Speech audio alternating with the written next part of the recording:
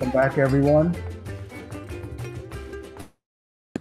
Of course. Welcome, Dr. Greer. Yes. We heard about the fire drill through Annie, so I figured that might be a bit of a hiccup, but you're right here, right on time. Folks who are looking at the slides, come on back. We're going to engage with Dr. Greer, and then we will go back to the slides and the gallery walk. So far this morning, Dr. Greer, we've been engaging around, our own thinking as we head into this new year. We've been thinking about freedom dreaming and what it is that we can do through our programs and through our leadership.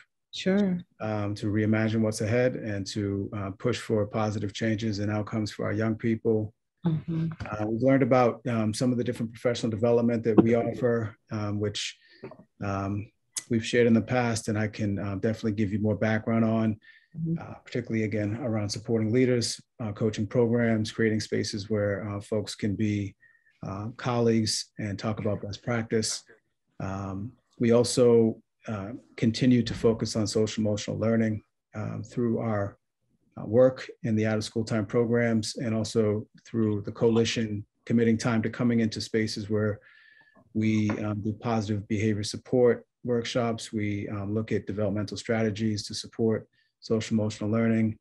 And we're looking forward to offering a healing centered engagement series that the Agenda for Children is collaborating with Dr. Sean Ginwright with the Flourish Agenda on coming up in a couple of months. I want to welcome Dr. Greer, our interim superintendent, although she's an old friend to Cambridge and a resident as well. Hopefully you all have had a chance to see or meet her on the various platforms that she's been engaging with folks since she started. She's really been out there as much as she can, given the circumstances. And a very warm, I think, welcome is definitely offered here to you. And I have experienced that you've been warm in the spaces you've been in as well. So again, appreciate your initial steps as a leader. I'll just mention a couple more things, and then we can hear from Dr. Greer. Folks across the out of school time community know that Cambridge Public Schools has worked to figure out ways to support us during these challenging times, to create MOUs that allow us to have shared spaces so we can collaborate on behalf of our shared students, shared spaces within the buildings, protocols that allow for programs to come in to work with students, work with families in a time where we really need to be on our toes. And I think overall, it's just a great opportunity to build upon years of work that the out of school time community has put into developing strong relationships with schools, with the district, and of course our shared families. If you could just flip the next slide. I just wanted to point out, just in terms of Dr. Greer, her approach has been to actually, sorry, if we can't see the slide because we're in this mode, we can look at it later. She's been out speaking to all different types of stakeholders, and one group that is core to this work is us, the out of school time community. So I asked Dr. Greer to come out and to think with us and to share with us a bit more about her vision and goals, which she's been doing, and also with a bit of a wrinkle, if she'd be inclined, to share with us a little bit about her own personal story and how out of school time experiences, activities, sports, tutoring, mentoring, any kind of experiences she had beyond the school day contributed to her own journey and her own vision now as a leader, particularly in this role as a superintendent. So Dr. Greer, the floor is yours. Oh, great. Well, thank you for having me.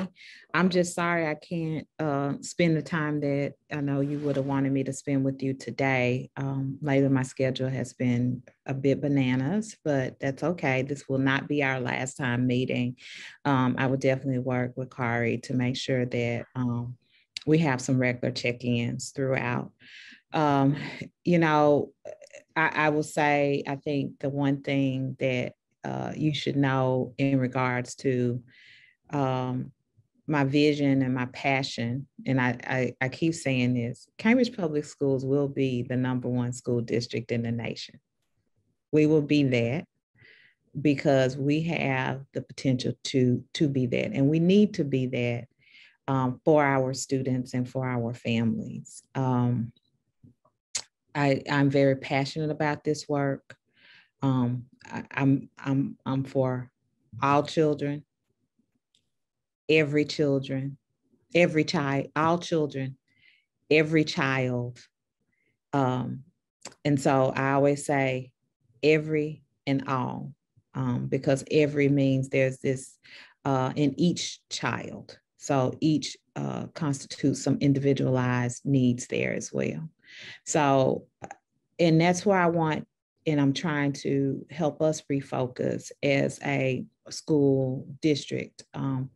I do believe we're about children, definitely as a school district. However, we have a lot of things coming at us all at one time. And so my focus this year is really trying to help recalibrate us, refocus us, get us back into school full-time safely, which we're doing okay, pretty good at that right now. It's also trying to connect the dots. So I'm in the mode of listening and learning. And so, you know, I have this huge overarching vision and vision because I dream and I hope big. I have very high expectations for what I hope that we're able to do for our children and their families. However, we're also in a place of reset. We're functioning right now without an up-to-date district plan.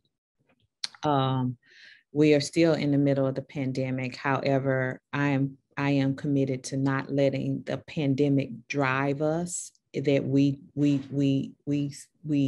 kind of reposition that understanding that COVID is part of our life right now, and we need to be as safe as we are able to be, but still stay focused on our business, and our business is educating children. And so that's kind of where I am right now. You know, just to share for those, some folks know me really well. I see some faces that are my friends. So I'm happy to see you guys. But so bear with me if you know these things about me. But for those of you who all don't know me or about me, my family and I relocated here about 8 years ago. And actually, Kari, do you remember you were one of the first persons that I think I met some kind of way we connected on the street somewhere. Like, do you remember that? I do remember that. I also remember I was probably one of the first people you saw in Thorndike as you realized exactly how fancy that building was. Yes. Elevators with the doorknobs. Remember that? Right. Yeah. Right. So we relocated from Nashville, Tennessee about 8 years ago. And so we've made Cambridge our home and very happy to do that. I do have a husband. His name is Walter, and we have 2 beautiful boys, James David, who is 9, and Walter III, who we lovingly refer to as the third. He is 12, and they are busy and they keep us very active. So I come at this work not just as an educator and professional. I come from this work as also a parent, understanding how much how hard it is right now to parent our children, and also as a family of color, a Black family, also with Black boys in our home, also understanding how we have to navigate this world and help them navigate this world. So all of those things kind of inform the way I approach the work.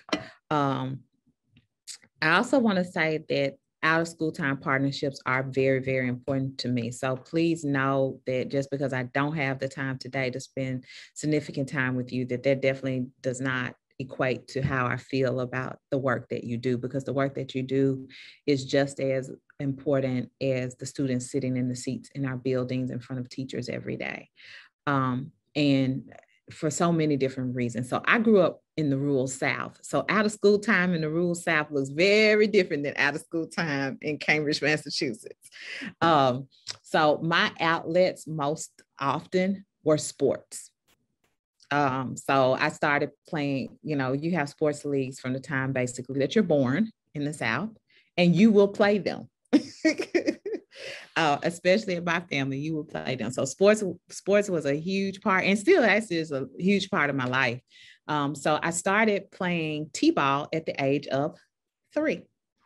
So I was a 3-sport athlete, softball, basketball, and track.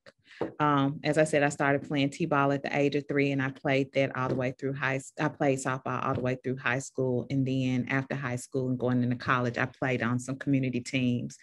I tried to re-engage with adult softball about a year ago. I'm too old to play softball. My bones I just can't do it anymore.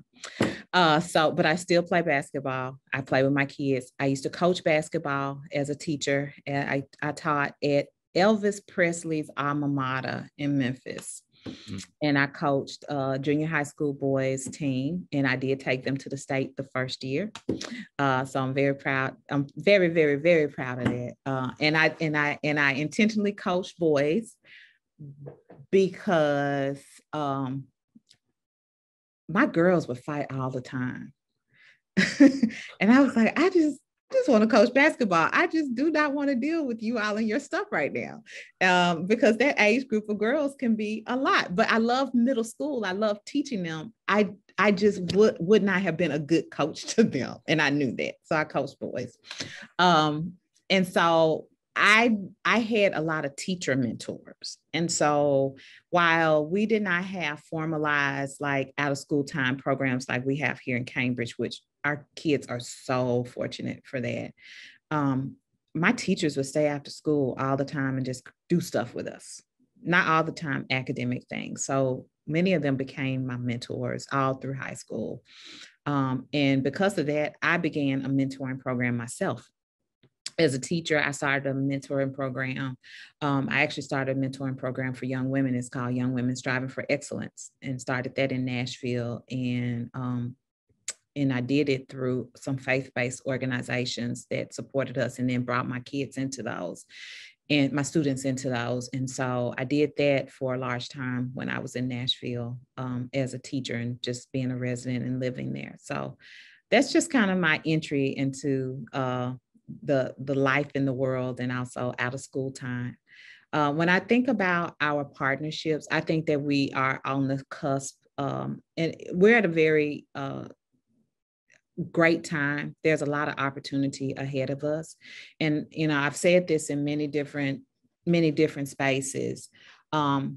The pandemic has been extremely difficult and hard, and we are still recovering from that. And this year, honestly, is going to be about us recovering and recalibrating. I don't think just as a school, but as an entire community, and out of school time is included in that. We do have staffing issues across the board. We have those challenges. My hope is that over the course of this fall going into the winter, some of that will, work itself out, just because I hope that it just works itself out. Like, I still haven't figured out, and it's not just in the education industry. My husband has tried to hire a position that he supervises 4 times, and he just can't, there's nobody.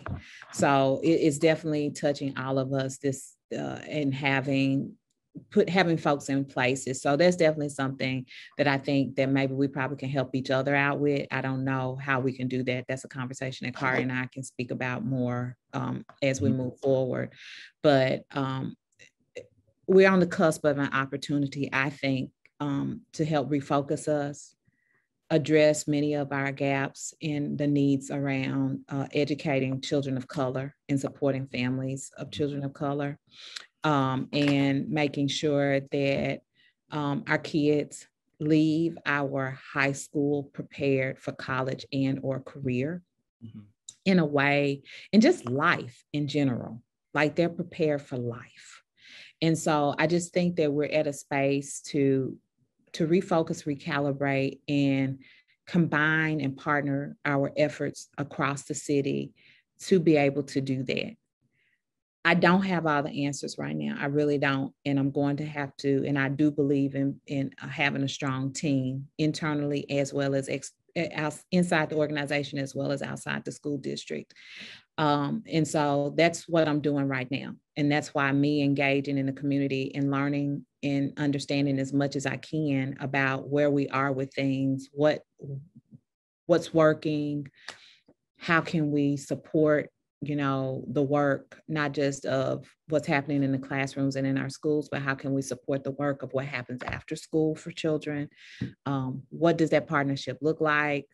How do we make sure there's continuity, especially for our students who have experienced learning loss, especially for our students who are struggling in the areas of social, emotional, like how can we make sure there's some continuity and consistency in how we support them from school into their after school programs and after school programs back into school, like what that looks like and what that feels like.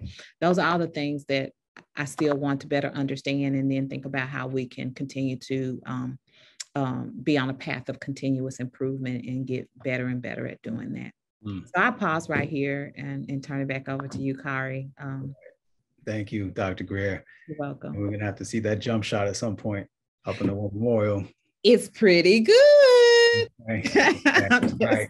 We're gonna see that. We're gonna see. I know, Dr. Greer, also you bumped into me on I forget where we were now. Oh yeah, at the recess program, and you were kicking it about a golf program. So she is, this is a woman who's ready to get our young people out there, trying new things, getting a chance to be exposed to sports, but also to life experiences that they don't always get a chance to do. Yeah, absolutely. Thank you for bringing up the golf. I'm sorry, can I just talk about that for a second? Go ahead. Okay, so this is my new thing. So my husband has played golf for a very, very long time, I think since college. And so he's always tried to teach me, and I never wanted to learn. You know how guys always try to teach you something and you don't want to learn it? Like that was what was going on between us. And so finally though, I realized like it's such a wonderful game. And I started taking lessons this year. And my kids always played with my husband. Like they always like will go out to the driving range with him or go to the golf course with him. And I started seeing like how they were taking to it. It's not that I think it's going to be their game, but it's like just the skills that they learn in negotiating and how to have conversations. Like you're out there on the golf course, you meet all these different people. So you end up having all of these conversations, but it's just opened this world to me. And so I started thinking like, what if our students had the opportunity to play golf? Because you know what? Business deals are made on the golf course. And so I want them to be able to translate and be able to do those things. So anyway, that's just my love of my growing love of golf, and also how I see it translate into helping our young folks have opportunities that they otherwise may not have. Thank you. Right on. So I'm going to put an offer out there to the rest of the Zoom room here. If you all have questions, you can put them into the chat. We have some time. We may be able to pull a couple and have Dr. Greer respond. The ones that we don't get a chance to respond to today, if it's all right with you, Dr. Greer, we'll create like a Q&A Google Doc that will, we can follow up if we need more technical answers or need more additional information to answer questions. And the lines are always open around communication with the district through our work, through Dr. Greer's office, and across district leadership, so we can help to get these answers. Maybe one question, let me just see how they're coming through yet.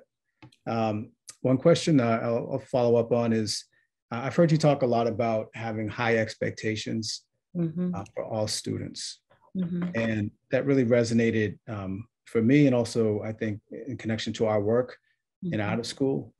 And sometimes we have an opportunity to think about expectations differently than in school, and allow folks to shine in different ways that allow them to feel good. And it's not such a, maybe a, if it's not competitive, sort of like a highly, stakes, sort of like, here, you need this grade, you need to get this right. And often that can make people feel a certain kind of way.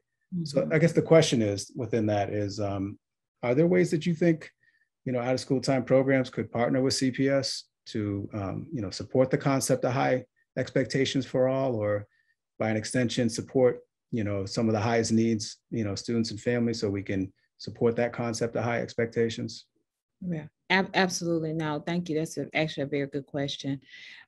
Yes, I think one, understanding, that's kind of where I'm starting from, right? And so, and how I'm speaking about it is that we see the faces of our children when they walk through our doors, regardless, through our doors at school or through your doors, in the out of school time programs. But realizing that regardless of where they're coming from, regardless of their cultural background, their socioeconomic background, it doesn't matter, that they can actually go out into this world and make it great and be great. And that's, to me, the foundation of high expectations, and being able to have those conversations with them and reinforce that, and say, hey, this is actually where we can partner. I think there's a deeper conversation to have, like, what does this look like in action? But just the concept and the thought and the ideal and how we help students see themselves the way we see them. And having those conversations, say, hey, I know that today was a rough day at school. However, that doesn't stop the fact that, you're still great, you matter.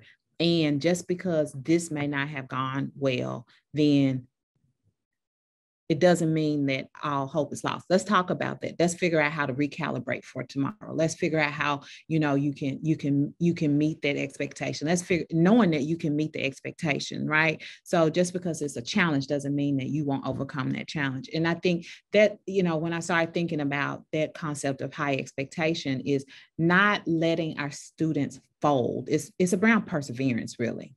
Setting high expectations and then supporting them to persevere through it, because it's not going to be easy. It's not going to, life is, I could speak that from my own life, right? So it's not going to be easy. But I had people inside my school as well as out, my coaches, oh, believe you me, they were never soft with me. They were always loving with me, but they were never easy on me. Does that make sense? Mm-hmm. And I think us finding some of that in the work that we do with kids, understanding that I'm always going to love and care for you and be loving with you, but I'm not going to be easy. Like, I'm not going to just let you walk away from this. I'm not going to let you give up. I'm going to help you persevere. And I think us thinking about what that looks like in real time, and then also looking at what does that look like for children who are really quiet. Like, those kids are the ones that I get really concerned about. Like, we have, actually, it's the difference in my children at home. I'll use them as an example. James, my 9-year-old, you will know that he is there. But Walter III is so gracious in who he is. And so, people can take that for granted and not necessarily push him hard. Mm-hmm. and help him see his full potential. And so, so just because the loudest child, we tend to kind of give them all of ourselves, let's not forget some of those who are quietly sitting that need us to push them too. And especially those kids that are always compliant. Our kids that are always compliant, sometimes we forget that they're there and they need that extra push and that reinforcement. And so just thinking through operationally, I think that there's some space that we can sit in with our teachers. I think you're talking about out of school time partnerships. You all get to see our kids in ways that sometimes our teachers don't get to see them. Mm-hmm. And I think that that's an important place. And how do we open that dialogue in a really thoughtful way? For you to influence our teachers in what expectations they set for our children, right? Mm-hmm. Well, because some of our children, like I think about, we have wonderful educators, but sometimes they're just so nice. It's almost like they're apprehensive to say, hey, Johnny, I see a lot of potential in you. I'm going to push you a little hard. I'm going to push you in a place that may be a little difficult for you, but I'm going to help you. And sometimes our teachers are apprehensive about doing that because they were like, oh, they have a hard home life, or and I think you and the out of school time folks, Kari, have a lens into our children's lives that sometimes our teachers don't have. Mm-hmm. And you understand their family dynamics oftentimes the way our teachers don't understand. And I think that if we can figure out a way, I think sometimes it's just sitting at the table with you all to help you influence them in their thinking and their understanding about what they're really seeing in this child. So that's just kind of some of my raw thinking, like really not very planned out, but that's just kind of some of my raw thinking around this level of us partnering around high expectations. Well, your raw thinking is on point, and I still appreciate even the nuance you're bringing in there, which is that there's a lot for the school folks to learn from the out of school time folks. Mm-hmm. We're colleagues in this. Mm-hmm. Right? And I think often the dynamic is such that, oh, can you go partner with the school? Can you go help the school do this? Can you go be a part of this, game plan, or to pick up, the pieces of this, this thing that got spilled? Mm-hmm. And there's a time and place to be partners in that way. Mm-hmm. But the dynamics of not just the power dynamics, but really how we can complement and become stronger together in our efforts to support families is coming across loud and clear. Mm-hmm. And again, especially as you said, the family dynamics that our programs who work with multiple siblings mm-hmm. and work with multiple generations. And, for folks like us who are from Cambridge and live in Cambridge, it just brings a different level of depth to the overall understanding and connection, which ultimately, and I think this is what one of our core beliefs, allows for our young people to grow with us and to be successful both in and out of school. So we look forward to any table, any Zoom, any opportunity to continue to work alongside, and if not at points, helping to lead these collective efforts. This is a tough time. Nobody asked for this, but here we are. And folks like you and so many folks that you see in the Zoom right now are the ones who step up, mm-hmm. right? And that is why we're here, and our young people deserve that. And I look forward to bringing you back, hopefully reconnecting before too long. Mm-hmm. And again, finding other ways for us to connect with all the colleagues across CPS. Absolutely. Absolutely. Thank you all so much for having me. And Kari, I will see you next week, I think. So, yeah. So let's start there. All right. Thank you.